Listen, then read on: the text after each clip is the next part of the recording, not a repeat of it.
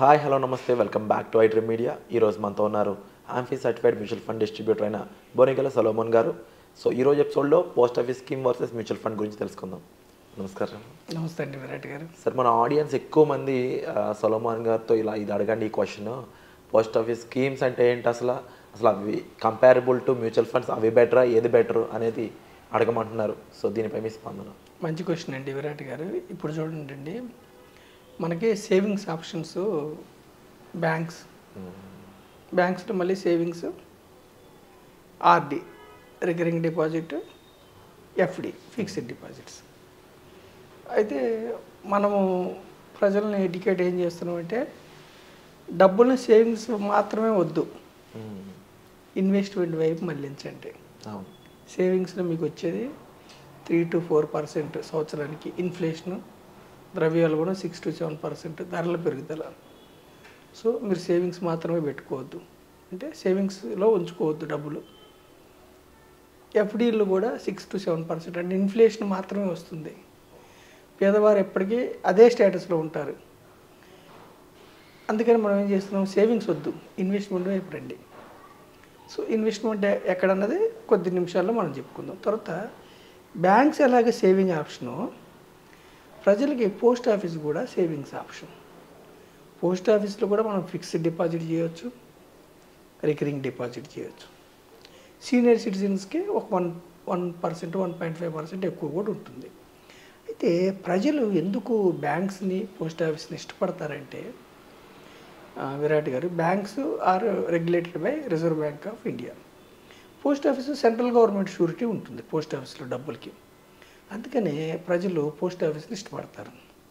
అయితే మనం ఇక్కడ చెప్పేది ఏమిటంటే, పోస్ట్ ఆఫీస్లో కూడా ఎఫ్డి చేసిన, ఆర్టీ చేసిన, ఈవెన్ సీనియర్ సిటిజన్ స్కీమ్స్లోకి వెళ్తే కూడా, పోస్ట్ ఆఫీస్ లైఫ్ ఇన్సూరెన్స్ చేస్తే కూడా రిటర్న్ తక్కువ వస్తుంది, కేవలం ఇన్ఫ్లేషన్ వరకే వస్తుంది. మన డబ్బు ఇన్ఫ్లేషను అంటే చెదల్లాగా ప్రతి సంవత్సరం తగ్గిపోతూ ఉంటే విలువ, మనకు వచ్చే విలువ కూడా సమానమైనప్పుడు ట్యాక్స్ కలుపుకుంటే ఇంకా తక్కువ అవుతుంది. కాబట్టి మనం ఆర్డినరీ పర్సన్స్, పేదవారు కానీ మధ్యతరగతి వారు కానీ, మనం ఏం ఎడ్యుకేట్ చేయడానికి ప్రయత్నిస్తున్నామంటే, మీకు రిస్క్ వద్దు, అసలు మీ డబ్బులు ప్రిన్సిపల్ కిందకి వెళ్ళకూడదు, రిస్క్ వద్దు, మీకు టెన్షన్ వద్దు అనుకుంటే బ్యాంకులోనో పోస్ట్ ఆఫీస్లో చేసుకోండి, రిస్క్ భరించలేని వాళ్ళు.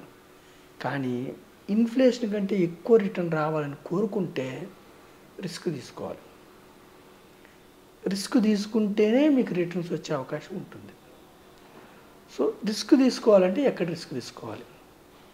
వివిధ రకాల ఇన్స్ట్రుమెంట్స్ ఉన్నాయి మనకి ఇన్వెస్ట్మెంట్స్కి. ఇన్వెస్ట్మెంట్ అంటే ఏం లేదు విరాట్ గారు, ముందు చూపుతో ఒక టైం పీరియడ్ మనం వెయిట్ చేయాలి.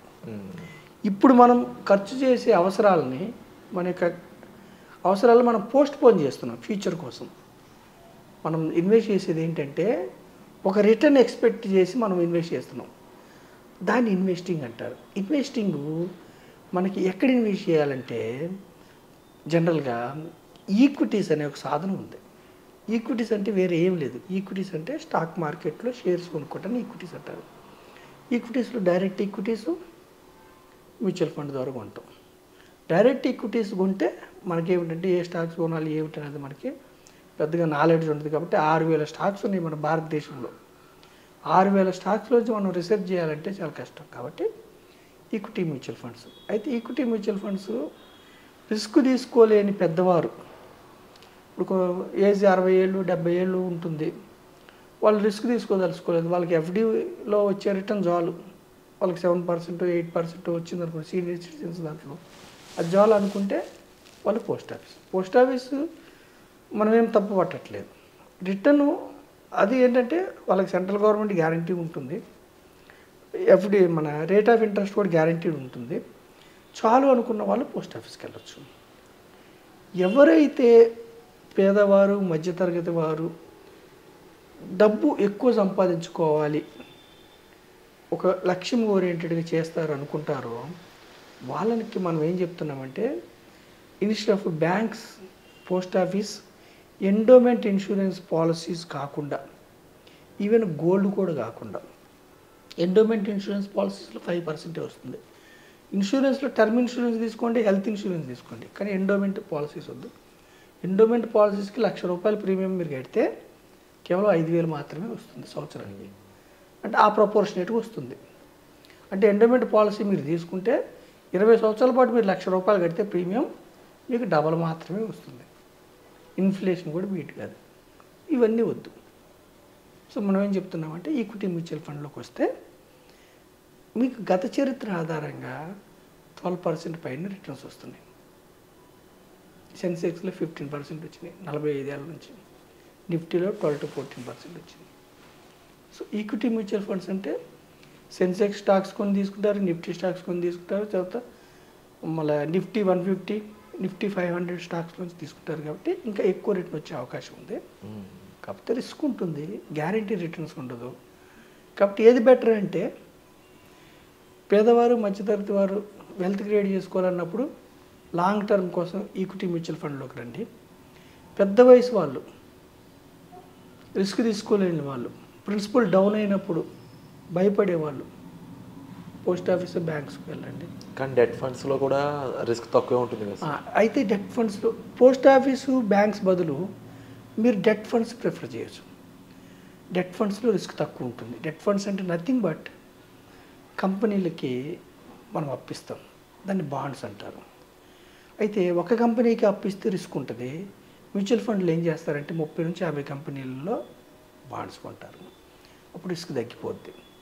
అది కూడా ఎలాంటివి అంటే క్రిసిల్ మనకి సిబిల్ రేటింగ్ ఎలా ఉంటుందో వ్యక్తి ఇండివిజువల్స్కి, కంపెనీస్కి క్రిసిల్ రేటింగ్ అని ఉంటుంది. క్రిసిల్ AAA అంటే హై స్టాండర్డ్, డిఫాల్ట్ అవ్వడానికి అవకాశం లేదు, చాలా తక్కువ.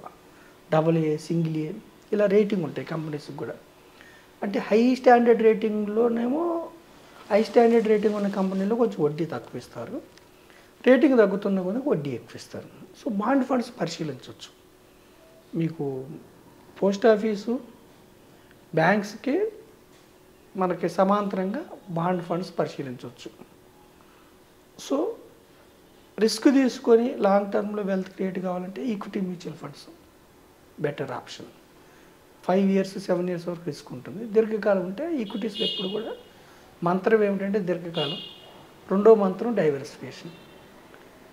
దీర్ఘకాలం ఉంటే ఏమిటంటే రిస్క్ తగ్గిపోద్ది, వాలటిలిటీ. 100 పాయింట్ల దగ్గర స్టార్ట్ అయ్యే సెన్సెక్స్ ఈరోజు 82,000. అంటే మార్కెట్ ఎకానమీకి అనుగుణంగా, మన దేశ ఎకానమీకి అనుగుణంగా స్టాక్ మార్కెట్స్ మూవ్ అవుతాయి. ఎప్పుడు కూడా లాంగ్ టర్మ్ ఉంటే రిస్క్ తగ్గుతుంది. రెండో మాత్రం డైవర్సిఫికేషన్ అంటే అన్ని గుడ్లు ఒక బాస్కెట్లో పెట్టకూడదు. మనం ఏం చేస్తాం, mutual funds it self diversification. 50 stocks 100 stocks వెళ్ళి స్మాల్ క్యాప్స్ అయితే 100, 120 స్టాక్స్ ఉంటారు, లిక్విడిటీ తక్కువ కాబట్టి.